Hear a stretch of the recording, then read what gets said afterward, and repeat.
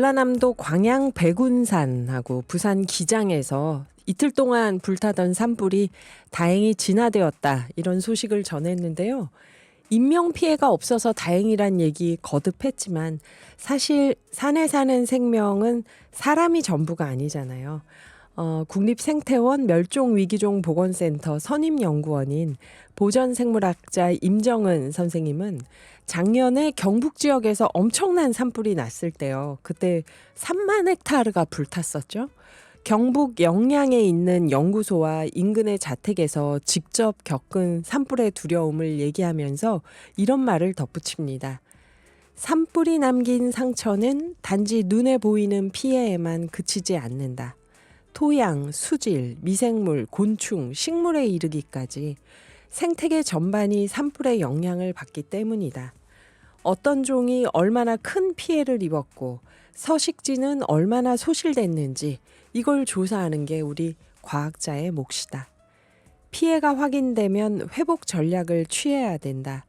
하늘 다람쥐를 위해서 불탄 보금자리 대신에 인공 둥지를 설치하거나 먹이원이 소실된 지역에는 먹이 급이대를 마련하거나 만약 서식지는 남아있는데 개체수가 지나치게 줄어들었다면 보호하고 있던 개체를 야생에 공급하는 개체군 강화 활동도 벌인다. 백운산과 기장의 회복 활동은 어떻게 펼쳐져야 될까요? 사람도 챙기고 자연도 챙기는 회복책이 되기를 기원하면서요.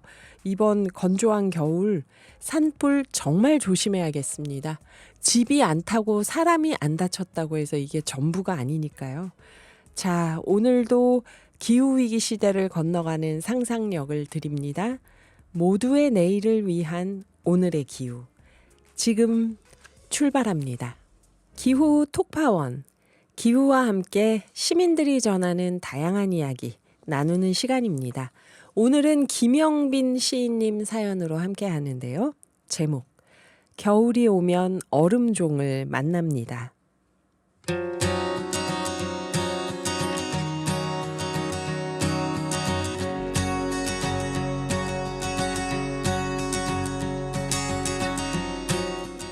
여러분은 겨울이 오면 어떤 사진을 주로 찍으시나요? 저는 겨울이 깊어질수록 하천으로 발길이 향합니다. 특히 하천에서만 발견할 수 있는 종을 닮은 독특한 얼음을 찾아다닙니다. 저는 그걸 얼음종이라고 부르는데요. 얼음종을 처음 만난 건 2015년 1월쯤 충남 계룡의 두개천 상류에서였습니다. 변변한 장비도 없이 스마트폰 카메라만 들고 다니다가 물가에 풀줄기 그 위에 맺혀 있는 귀여운 얼음을 발견하고 사진에 담았습니다. 당시 근무하던 부대 사람들이 기상사진 공모전에 내보라고 권해서요. 가벼운 마음으로 응모했는데 놀랍게도 공군 기상사진 공모전에서 장려상격인 참모총장상을 받았습니다. 뜻밖의 행운을 맞은 이후 해마다 날이 추워지면 얼음종을 찾아서 헤맸지만 몇 년 동안 같은 모양의 얼음은 다시 만나지 못했습니다. 그러던 중 2018년 초에요. 얼음종을 찍었던 장소 바로 옆에서 또 다른 형상을 만났습니다. 하나는 샹들리에처럼 아름다웠고 다른 하나는 심장을 관통할 것 같은 강렬함을 뿜어내고 있었습니다. 이 작품으로 다시 한번 우수상에 해당하는 참모총장상을 받았고 이쯤 되니 제가 찾아 나섰다기보다는 저 얼음 모양들이 나를 불렀던 건 아닐까 싶었습니다. 31년의 군 생활을 마치고 야인으로 돌아왔어도 겨울이면 하천에서 나를 부르는 소리가 들립니다. 2023년 겨울 청주 무심천 상류에서 오랜만에 얼음종을 닮은 아이들을 만났지만 하천 한가운데 버드나무에 맺혀 있어서 선명하게 찍을 수가 없었습니다. 깊이를 가늠하지 못하고 신발을 벗은 채 물에 발을 담갔다가 겨울 하천이 얼마나 준엄한지 몸으로 배웠습니다. 아휴, 동상 안 걸리셨나요? 올해 초에는 장화옷을 갖춰 입고 다시 그곳을 찾아가 허리까지 차는 물이 차는 하천에 몸을 담그고 또 다른 모양의 신비로운 얼음종을 만났습니다. 고급 카메라에 대한 욕심도 있지만 가지고 있던 스마트폰으로 최선의 사진을 찍었습니다. 중요한 건 장비가 아니라 그 순간을 알아보는 눈이었고, 이 얼음종 사진으로 이번에는 삼성 갤럭시 사진 공모전에서 입선했습니다. 얼음종을 만나려면 몇 가지 행운이 필요합니다. 영하 10도 이하의 날씨가 사흘 이상 이어져야 되고요. 물길은 얼지 않은 채 흐르고 있어야 합니다. 낮과 밤의 기온차, 바람의 방향, 물의 속도가 어긋나면 얼음은 종이 되지 못합니다. 그렇게 만들어진 얼음종은 오래 머물지도 않습니다. 해가 조금만 높이 떠도 조용히 녹아 사라집니다.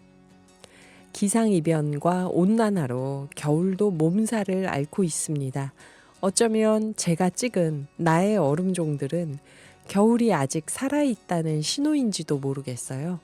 나 아직 살아있으니까 올겨울에도 꼭 보러 와줘. 겨울이 오면 어릴 적 멀리서 들려오던 교회 종소리처럼 얼음종들의 속삭임이 다시 들려옵니다.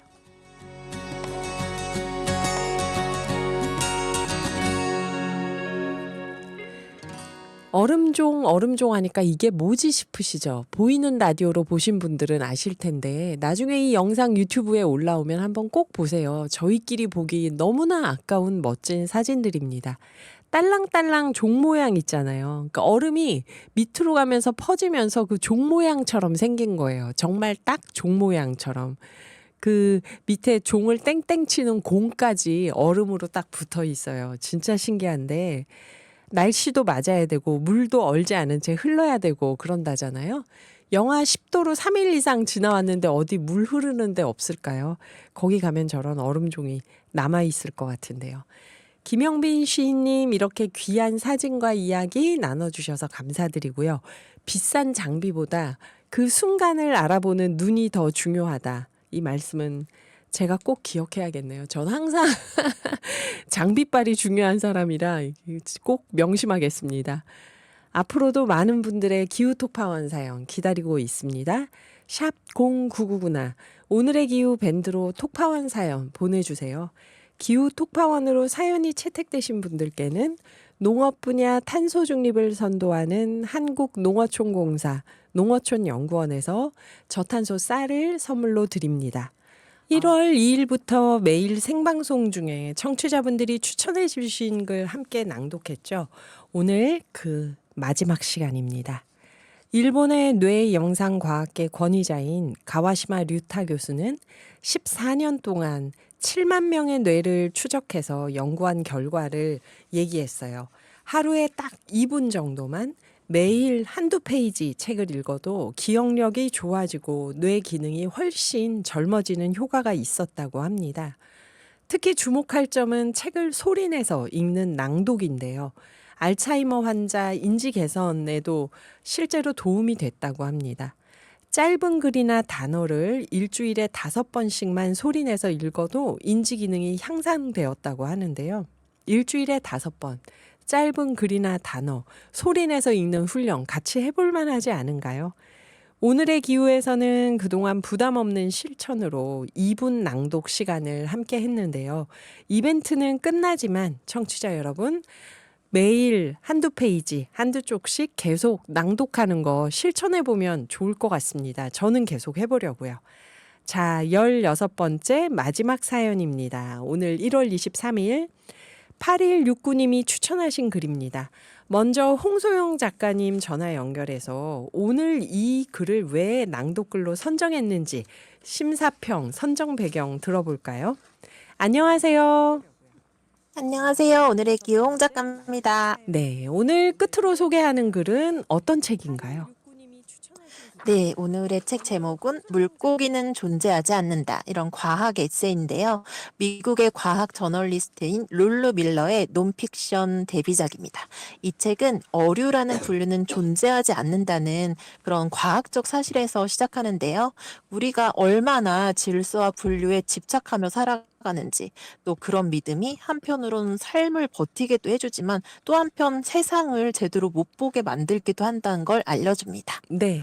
물고기는 존재하지 않는다. 이게 시장에 가면 물고기 파는데 물고기가 왜 없어? 그러는데 그게 아니고 우리가 포유류, 양서류, 어류 나눌 때 어류가 하나의 유로 묶이지 않는다는 생물학적 발견이죠. 네. 맞아요, 맞아요. 이 글을 고른 이유가 있을까요?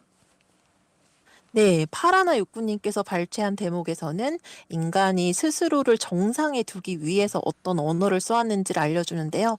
예를 들어서 침팬지의 키스라는 단어가 존재하는데도 그냥 입과 입의 접촉이라고 음흠. 부른다든지, 침팬지나 고릴라 같은 영장류 사이에서도 친구라는 개념이 분명히 존재하는데 그걸 친구라고 하지 않고 제휴 파트너 이렇게 부르는 식이거든요. 그래서 네. 이런 언어가 인간이랑 다른 존재들 사이에 거리를 만들어 왔다는 이제 그런 말이에요. 그래서 이거를 영장류 학자인 프란스 드발은 언어적 거세 이런 말로 설명하는데요. 우리가 세상을 어떻게 구분하고 설명해 왔는지를 생각하게 하는 글이라서 선택했습니다. 네. 그러니까 똑같은 키스인데 사람은 키스고 음, 동물이 하는 행위는 다르게 표현한다. 우리하고 맞아요. 구분하려고. 네, 그러면 네. 네, 이 글은 인간이 지금까지 다른 동물을 설명해 온 방식 자체를 다시 보도록 만든 글인가요? 네, 그렇게 봐도 될 것 같아요. 이 발제문에 따르면 인간이 늘 피라미드 꼭대기 자리를 지키려고 이제 말을 꽤 전략적으로 써왔다는 건데요. 음. 마치 과학적이고 객관적인 표현들인 것처럼 들리지만 그런 말들이 결국은 이제 인간과 다른 동물들 사이에 선을 하나 더 긋는 역할을 해왔다는 거죠. 그래서 이 네. 글은 동물이 얼마나 똑똑한지 그걸 따지는 얘기라기보다는 그동안 우리가 어떤 말을 써서 세상을 줄 세워 왔는지 그걸 보여주는 것 같습니다. 아하. 그래요. 우리가 세상을 바라보는 기준을 다시 생각해 보게 하는 글을 오늘의 기후 낭독 시간 마지막 순서로 정한 게 의미가 있다는 생각이 듭니다. 홍서영 네. 작가님 그동안 고생 네. 많으셨습니다. 이제 안 나오시나요? 네, 너무 아쉽네요. 그래도 아쉽네요. 이렇게 좋은 글들로 하루를 마무리할 수 있어서 진짜 선물 같은 시간이었고요. 그동안 함께 읽어주셔서 고맙습니다. 그러게요. 감사합니다. 네. 자, 지금까지 홍소영 작가님이 두뇌 건강을 위한 기후 낭독글 매일 선정해 주셨는데 오늘 마지막 끝으로 이 글을 배치한 이유를 들어봤습니다. 그럼 8169님이 추천하신 책 룰루 밀러의 물고기는 존재하지 않는다. 이 책에 수록된 글을 낭독해 보겠습니다.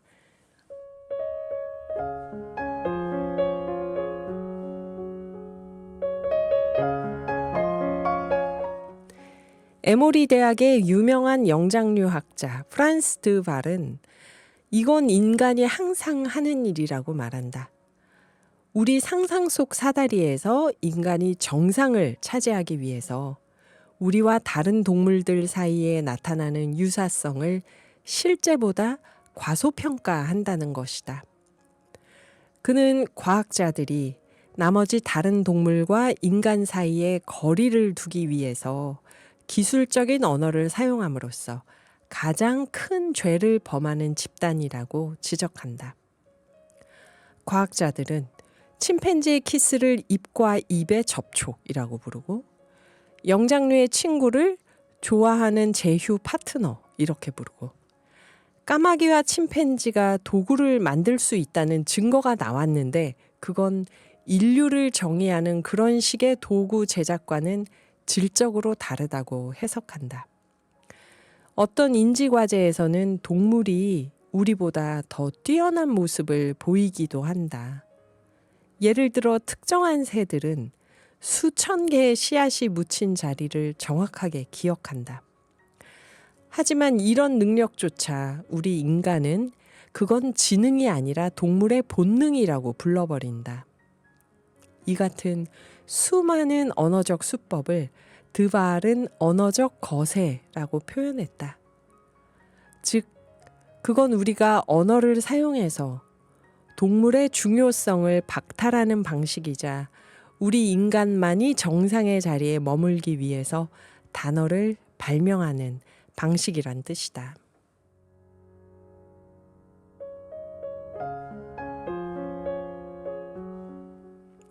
네, 8169님이 추천해 주신 룰루 밀러의 책 물고기는 존재하지 않는다에서 같이 읽어봤는데요. 오늘의 기후에서 그동안 동물이나 식물에도 권리가 있다 하는 동물권, 지구권 이런 얘기들을 했었는데 룰루 밀러의 이야기하고 일맥상통하는 것 같습니다. 그렇죠? 여기에는 홍소영 작가님이 이 노래를 추천해 주셨네요. 악동 뮤지션입니다. 무슨 노래일까요? 물 만난 물고기.